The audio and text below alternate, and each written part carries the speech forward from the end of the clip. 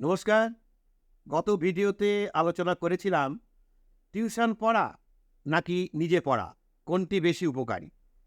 বিদ্যালয়ে শিক্ষার সমান্তরালভাবে টিউশন পড়াটাও চলে আজকালকার ছাত্রছাত্রীদের কাছে। না, আজকাল বললে ভুল হবে। আমরা যখন ছোট ছিলাম মনে আছে, তখনও টিউশন আলাদাভাবে পড়তাম। বাড়িতে গৃহশিক্ষক আসতেন। তবে তখন প্রতি বিষয়ের জন্যই গৃহশিক্ষক থাকতেন না। যাই হোক, ভিডিওর টাইটেল দেখে বুঝতেই পারছেন যে আজ আলোচনা হবে গৃহশিক্ষক কেমন হওয়া উচিত সে বিষয়ে। আমি অবসরপ্রাপ্ত শিক্ষক জয়ন্ত সেন আপনাদেরকে educational and motivational tips channel সহজে শেখোতে স্বাগত জানাই। আলোচনা শুরুর আগে দুটি কথা বলবো।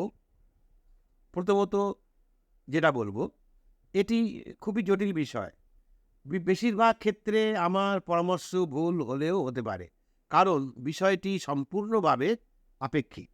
তবুও এই প্রসঙ্গের অবতারণা এই জন্যই করলাম, কারণ অনেক অভিভাবক আমি দেখেছি গৃহশিক্ষক সম্বন্ধে আগে থেকেই বিশেষভাবে খোঁজখবর নেন। যেমন তাদের কোয়ালিফিকেশান, অভিজ্ঞতা, তাদের কাছে যেসব ছেলেমেয়েরা পড়ে তারা রেজাল্ট কেমন করে, এইসব আর কি।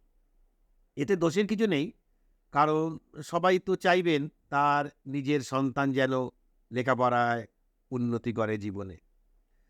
তাছাড়া শহর অঞ্চলে যেখানে স্কুলের সংখ্যা বেশি, সেখানে অভিভাবকরা কোন স্কুলে তার সন্তানকে ভর্তি করাবেন সে বিষয়েও বিশেষভাবে খোঁজখবর নেন, এবং সেটাও অবশ্যই নেওয়া উচিত। তবে সেক্ষেত্রে সরকারি স্কুল আর বেসরকারি স্কুলের কথা এসে যাবে, সে প্রসঙ্গে অন্যদিন আলোচনা করব। দ্বিতীয়ত, আলোচনার আগে আরেকটা কথা অবশ্যই বলবো যে গৃহশিক্ষকদের ওপর আমার অগাধ শ্রদ্ধা আছে। বিভিন্ন কারণে যখন বিদ্যালয়গুলি বন্ধ থাকে, তখন কিন্তু তারাই প্রাইভেট টিউশনের মাধ্যমেই ছাত্রছাত্রীদের পড়াশোনার অভ্যাসটা বজায় রাখেন। পড়াশোনার অভ্যাসটা বজায় রাখা খুবই জরুরি। যাই হোক, অভিভাবিকাদেরকে বলবো যে আপনারা যখন গৃহশিক্ষকদের সম্বন্ধে খোঁজ খবর করতে যান, তখন প্রথমেই দেখেন যে তারা উচ্চশিক্ষিত কিনা। এখানে আমার মত হলো, উচ্চশিক্ষিত হলেই যে তিনি আদর্শ গৃহশিক্ষক হবেন তার কোনো মানে নেই। কারণ একজন গৃহশিক্ষকের মধ্যে এমন বেশ কিছু গুণ থাকা দরকার, যেটা তিনি উচ্চশিক্ষিত হলেই বা তার অনেক বড় বড় ডিগ্রি থাকলেই যে তার মধ্যে থাকবে এমন কিন্তু নয়। এই সব গুণগুলি অভিজ্ঞতা ও অনুভবের সংমিশ্রণেই রপ্ত করতে হয়। শুধু গৃহশিক্ষকই বা বলবো কেন, যে কোনো শিক্ষককেই ছাত্রকে পড়ানোর আগে ছাত্রের মনটাকে ভালোভাবে পড়ে ফেলা প্রয়োজন। অনেক উচ্চশিক্ষিত এবং সেই সঙ্গে ছাত্রদরদী শিক্ষককে আমি দেখেছি, তারা একের পর এক জিনিস নিরলসভাবে শিখিয়ে যাচ্ছেন, কিন্তু ছাত্রটি তার সামর্থ্য অনুযায়ী আদৌ সেটা নিতে পারছে কি পারছে না সেটা আর খেয়াল রাখেন না। তারপর যদি ছাত্রদেরকে জিজ্ঞাসা করা যায়, "তুমি বুঝতে পেরেছ?" তারা বুঝতে না পারলেও মাথা নেড়ে বলবে, "হ্যাঁ, বুঝতে পেরেছি।" কদাচিৎ ২-১ জন ছাত্র সাধারণত বলে থাকে যে, "স্যার, বুঝতে পারিনি, আরেকবার বুঝিয়ে দিন।" তাই আদর্শ শিক্ষকের কাজ হলো ছাত্রের চোখ মুখ দেখেই বুঝে নেওয়া যে সে পড়া বুঝতে পেরেছে কি পারেনি। এটা আমি একটা উদাহরণ মাত্র দিলাম আর কি। এছাড়া পড়ানোর ফাঁকে ফাঁকে মোটামুটি ৮ ঘন্টা অন্তর অন্তর মাস্টারমশাই যদি ছাত্রের সঙ্গে ২-৫ মিনিট গল্প করেন, তাকে নীতিশিক্ষা দেন, নীতিশিক্ষামূলক কিছু গল্প বলেন, ছাত্রটির কোথায় কি সমস্যা হচ্ছে সেটা জানার চেষ্টা করেন, তাহলে খুব ভালো হয়। একটানা পড়িয়ে গেলে সে পড়া মাথায় ঢোকে না। আর ঢুকলেও বেশিদিন মনে থাকবে না, যতক্ষণ না পর্যন্ত ছাত্রটি হাতে কলমে বা খাতায় কলমে সেটি নিজে নিজে করবে। প্রিয় অভিভাবক, সম্ভব হলে আমার এই ভিডিওটি আপনারা গৃহশিক্ষকদের মধ্যেও শেয়ার করে দিতে পারেন। আর পছন্দ হলে অবশ্যই লাইক, সাবস্ক্রাইব করবেন। পরবর্তী ভিডিওর নোটিফিকেশান পাওয়ার জন্য বেল আইকনটিও চেপে দেবেন। এখানে ছাত্র বলতে আমি ছাত্রছাত্রী, শিক্ষক বলতে শিক্ষক শিক্ষিকা এবং অভিভাবক বলতে অভিভাবক অভিভাবিকা সবাইকেই কিন্তু বোঝাচ্ছেন। এবার একটু অন্য দৃষ্টিকোণ থেকে দেখি, সবসময় কারো ডিগ্রি দিয়ে তো বিচার হয় না বা বোঝা যায় না সে প্রকৃতই কোনো নির্দিষ্ট একটি কাজের জন্য কতটা যোগ্য, তাই না? এখন এমন গৃহশিক্ষক হলেও তো মুশকিল যার কাছে ছাত্রছাত্রীরা ভুল নিয়মে শিখছে। অভিভাবক যদি শিক্ষিত হন সেক্ষেত্রে বোঝা যায় বটে, সেক্ষেত্রে হয়তো অভিভাবক পরের বছর থেকে গৃহশিক্ষক বদলে দেবেন।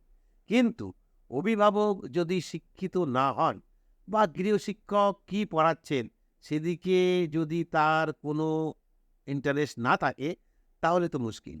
সেক্ষেত্রে করণীয় কী? না, সেক্ষেত্রে অভিভাবকদের খুব বেশি করণীয় থাকে না। কিন্তু আমি এই ব্যাপারে সেই গৃহশিক্ষকদেরকে বলবো, সবসময় নিজেদেরকে কন্টিনিউ আপডেটেড করতে হবে। উদাহরণস্বরূপ বলছি যে, অনেক সময় আমরা পুরানো নিয়মে অর্থাৎ আমাদের ছোটবেলায় যেভাবে শিখে এসেছি সেই নিয়মেই আজকালকার ছেলেমেয়েদেরকে অঙ্ক শেখাই। কিন্তু ছাত্রছাত্রীদের অঙ্ক বইগুলি কখনো বাড়ি নিয়ে গিয়ে ভালোভাবে বিশ্লেষণ করে দেখবেন তো, দেখতে পাবেন অনেক কিছু নিয়ম বদল হয়ে গেছে। এখন ছাত্রটি যদি স্কুলে এক নিয়মে শেখে আর প্রাইভেট টিউটরের কাছে আরেক নিয়মে শেখে তাহলে তো মুশকিল। এছাড়াও আমি শিক্ষক শিক্ষিকাদেরকে অনুরোধ করব যে স্মার্টফোন তো আজকাল সকলের কাছেই আছে, সেটার সাহায্য নিতে। সোশ্যাল নেটওয়ার্ক বিশেষ করে ইউটিউব ঘাটাঘাটি করলেই দেখতে পাবেন যে পঠন পাঠন প্রণালীর অনেক কিছুই পরিবর্তন হয়ে গেছে। অনেক আধুনিক চিন্তাধারা চলে এসেছে। সেখান থেকে অনেক কিছু tricks, guidelines, tips, psychological motivation আমরা পেতে পারি। আরও একটি পরামর্শ আমি দেব যে, আমার মনে হয় মাধ্যমিক স্ট্যান্ডার্ডের ছাত্রছাত্রীদের জন্য সেই গৃহশিক্ষকই উপযুক্ত হতে পারেন যার মাধ্যমিক রেজাল্টটা খুব ভালো ছিল।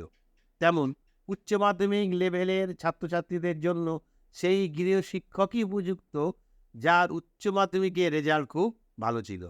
সে উচ্চশিক্ষিত কিনা, গ্র্যাজুয়েশন বা পোস্ট গ্র্যাজুয়েশনে তার কেমন নম্বর ছিল সেটা বড় কথা নয়। তবে শুরুতে বলেছিলাম, আবারও বলছি, ব্যাপারটি আপেক্ষিক এবং এত সহজ সরল নয়। আমার অনুমানে যথেষ্ট ভুলও থাকতে পারে। কমেন্ট বক্সে আপনাদের এ ব্যাপারে কী মতামত সেটা জানাতে পারেন, যেখান থেকে আমার আইডিয়াগুলি আরও বিস্তৃত করতে পারব।